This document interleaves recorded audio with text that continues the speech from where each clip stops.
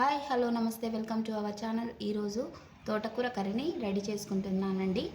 ఎంతో టేస్టీగా ఉండే ఈ కర్రీని సింపుల్గా ఈజీగా చేస్తాను. ఒకసారి ట్రై చేసి చూడండి మీరు కూడా. లెట్స్ ప్రాసెస్లోకి వెళ్దాం. స్టవ్ ఆన్ చేసుకొని ప్యాన్ పెట్టేసుకొని ఆయిల్ వేసుకుంటున్నాను. ఆయిల్ హీట్ అయింది. ఆవాలు చిటపటలాడేటప్పుడే జీలకర్ర వేసుకుందాం.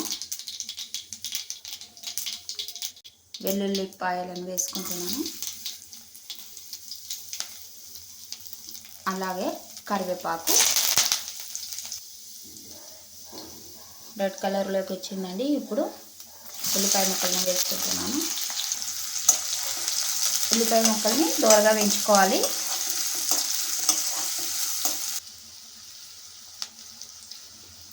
ఉల్లిపాయ ముక్కలు వేగుతున్నాయి. ఇప్పుడు 1 టీ స్పూన్ పసుపు వేసుకున్నాక కొద్దిగా కలుపుకోవాలండి, ఉల్లిపాయ ముక్కలకు పట్టేటట్టు. అలాగే అల్లం వెల్లుల్లి పేస్ట్ వేసుకుంటున్నాను. అల్లం వెల్లుల్లి పేస్ట్ వేసాక కొద్దిగా కలుపుకోవాలండి, ఎందుకంటే అడుగంటుతుంది. ఈవెన్గా కలుపుకోవాలి.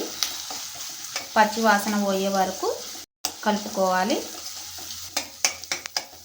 పచ్చి వాసన పోయే వరకు వేపుకోవాలి. తోటకూరను శుభ్రంగా కడిగి పెట్టేసుకున్నానండి. ఇప్పుడు దీంట్లోకి వేద్దాము.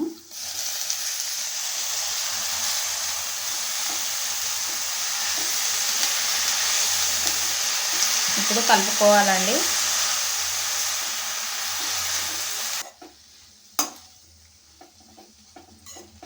ఇలా ఆకునైతే మగ్గించుకోవాలండి నూనెలో ఒక 2-3 మినిట్స్ పాటు. తోటకూర అంతా ఈవెన్గా ఫ్రై కావాలి. ఒక 3 మినిట్స్ పాటు మగ్గనిద్దామండి. క్యాప్ పెట్టేసుకుందాం. క్యాప్ తీయాలి, కలుపుకోవాలి. తోటకూర అయితే ఫ్రై అయ్యిందండి. ఈ స్టేజ్లో మనము కారం వేసుకోవచ్చు. నేనైతే ఇక్కడ ఇప్పుడే పట్టేసుకున్న ఫ్రెష్ పచ్చిమిర్చి పేస్ట్ని అయితే వేస్తున్నాను. మీ ఇష్టం ఉంటే ఎండు కారం కూడా వాడుకోవచ్చు అండి. ఇలా పచ్చిమిర్చి పేస్ట్ వేసాక ఈవెన్గా కలుపుకోవాలండి. నేను ఈ పేస్ట్లోనే సాల్ట్ వేసాను, అందుకనే వేయట్లేదు. రుచి చూసుకొని వేసుకోవచ్చు. లాస్ట్లో పడితే వేసుకుంటాను. ఇప్పుడైతే కొద్దిగా కారం అయితే పచ్చివాసన పోయే వరకు వేగించుకోవాలి. కారం వేసాక ఒక 1 మినిట్ పాటు క్యాబెట్ వేసుకొని మగ్గించుకుందామండి.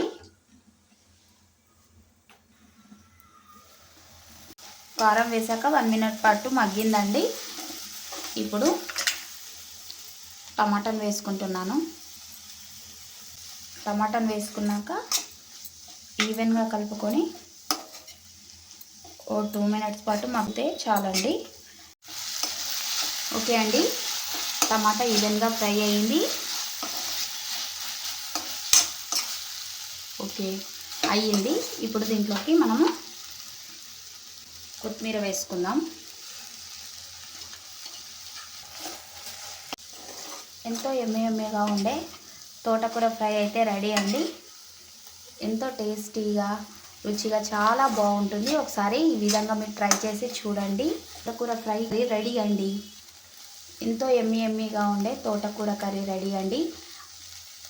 మీకు కనుక నచ్చినట్లయితే మా ఛానల్ని సబ్స్క్రైబ్ చేయండి, షేర్ చేయండి, లైక్ చేయండి, సబ్స్క్రైబ్ చేయండి.